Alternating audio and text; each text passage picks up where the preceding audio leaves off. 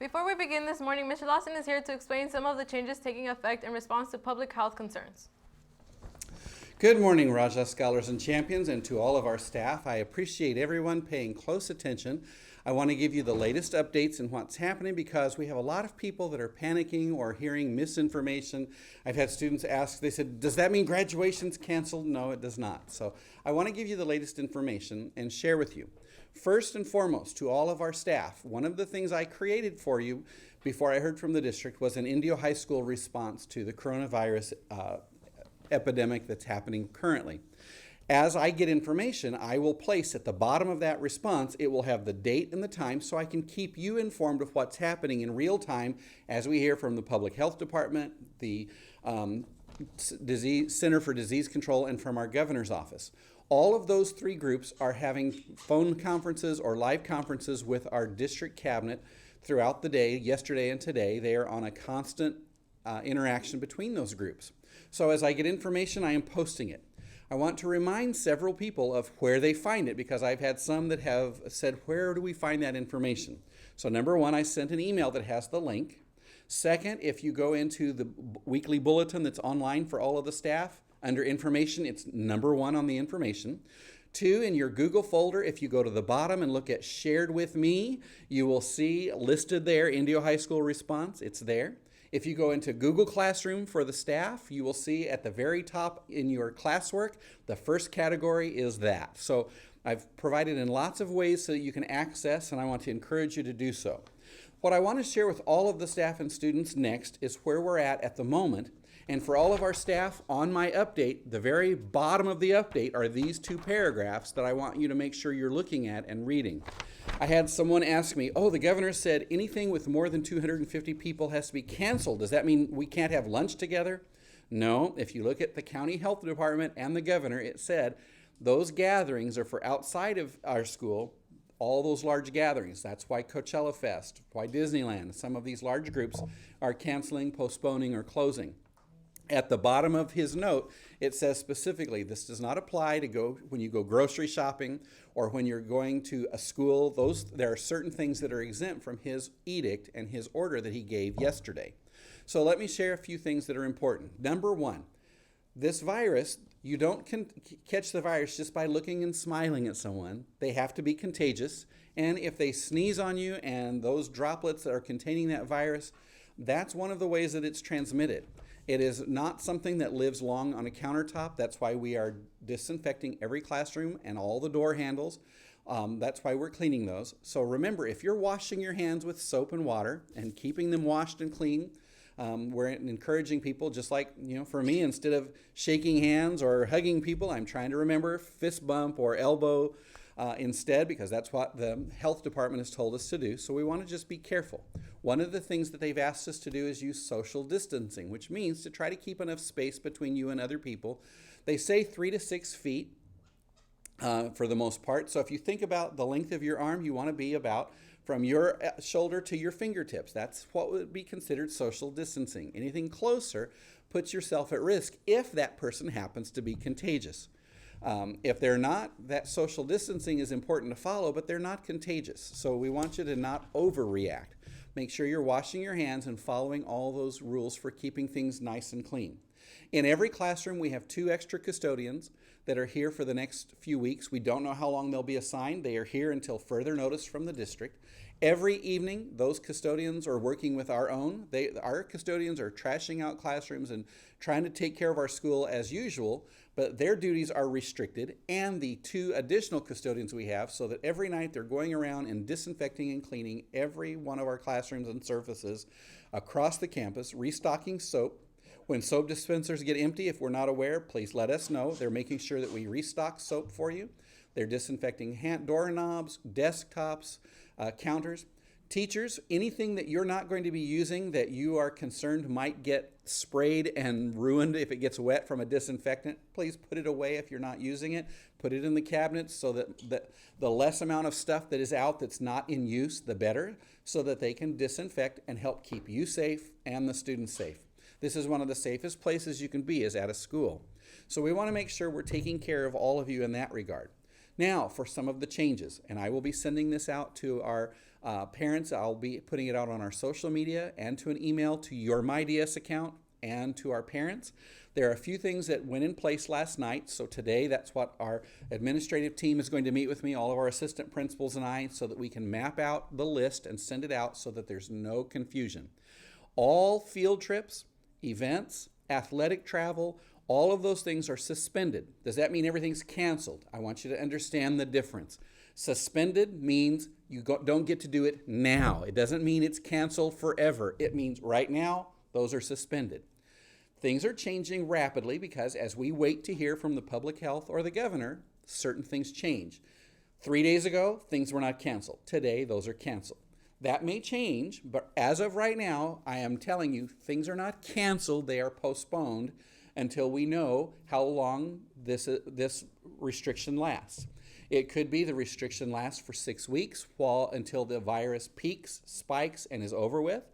It could go longer, it could go shorter. We are waiting for direction, but I am not canceling every event, we are suspending. All outside events that people are using our school, so we won't have groups come in to use our lecture hall, use the gym, use the Performing Arts Center. Any outside group that is not part of our school already will not be using our facilities because we can't control necessarily who they bring or who they've been involved with or what they're coming to our school with. So anything that's not from our school will not be approved at any of our schools for the moment. We can still have performances and assemblies on campus while you're here, but we cannot have outsiders come and join us. We won't be able to have guest speakers come for the next few weeks. We won't have Student of the Month in the evening where parents come join us because at this point, while you're here, we know what's happening during the day and what we can disinfect, but we don't have control of anything outside of our school boundaries. So all of our schools have been told no outside groups to come in for any performance or activities. Any of the district training that our teachers would be going to when they go for a full day to work on the new curriculum or a new textbook, all of those for right now are suspended. Doesn't mean they won't happen in the future, but they are suspended for now. And we will not be having any field trips or out of the district travel for any of our groups to go outside of the district. So right now, if some of your groups, I know for our FFA, they were supposed to go this weekend, and our theater group was supposed to go to Fullerton next weekend for an event. Fullerton canceled their event, and the FFA canceled all of the events in the state for the month of March until we know more about how things are happening and to make sure you would be safe when you attend those items. Some of the things that have been canceled, those groups are already looking. I talked to Ms. Powell and Mr. Lopez, and some of those events are being changed or they're looking at alternatives to provide a different way to give you the experience without going to the out-of-town event. So there's lots of things like that that are happening. But right now, everything's suspended. Is school being closed as of right now? No. We do not have an active case. We don't have any student that has coronavirus. We don't have a staff member with coronavirus. We don't have anyone that we are connected with right now that puts us in danger. The public health department has 4 scenarios, level scenario 1, 2, 3, and 4. And as those get more severe, the decision by the governor to close schools will be sent to the county, who then would send it to a school district. A couple of schools you read about that had a custodian being checked over in Murrieta or another place in the state, those schools closed for a day. They did their testing. They disinfected the school. When the person was not tested positive, they reopened school. To close school for any length of time is a decision that we don't make here. That's made above us, and we wait for those directions. So are we closing? No, we are not. If that decision were to happen in the near future, I have already begun working with teachers to find out how many of them are ready and have the ability to put some of your assignments and things on Google Classroom. I've had a lot of students getting ready for the AP test who are worried that they'll miss instruction so that when they take the AP test, they'll be ready. I've had students who are signed up for the SAT in June who said, I want to make sure I do well on the test so it doesn't hurt my future college results. We're still going to be able to help you with that. We'll have opportunities for instruction online through Google Classroom and some other ways. I've had people asking me this morning, I had students say, will I still have breakfast or lunch if school closes? There's already things in the works. We are already beginning to work on all of those things. So what I want to tell you right now is don't expect the worst. Stay positive, think for the best, but I want you to be assured that all of our administration and our staff, we are working on what we call worst case scenario. So if by chance they were to close school and all those things were to happen, and you would say, well, what about my breakfast or lunch? What about me getting help for the AP test? What about the things I'm doing for my grades? What about graduation and grad night? I want you to know we are already working on what we call a contingency plan. Contingency means if this happens, what do we do? It's having a backup plan. We are already working on a huge amount of backup plans that I am hoping, and crossing my fingers, that we won't have to use. But it would be foolish of us to not have any plans. So we are already working on that. The last thing I want to share with you is that this weekend, a lot of you were planning on coming to help us clean and get our school looking like $1 million, ready for our WASC visit. Well, some of our WASC visitors cannot come because their school district will not allow them to travel.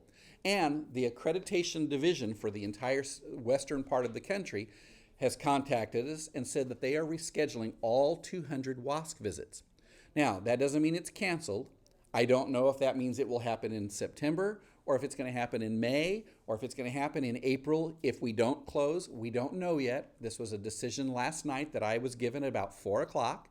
So at this point, we will not be here Saturday to clean. I won't be doing the barbecue. I had 4 students come this morning and said, we'll still come clean, Mr. Lawson. You can barbecue for us. We won't be doing the barbecue tomorrow. I'm glad you were eager and wanted to come. We will reschedule that and do a Make a Difference Day when it comes time to get ready for our WASC visit. I want to say how much I appreciate every student doing their very best in class, staying calm, not being alarmed, not worrying about something that hasn't happened yet.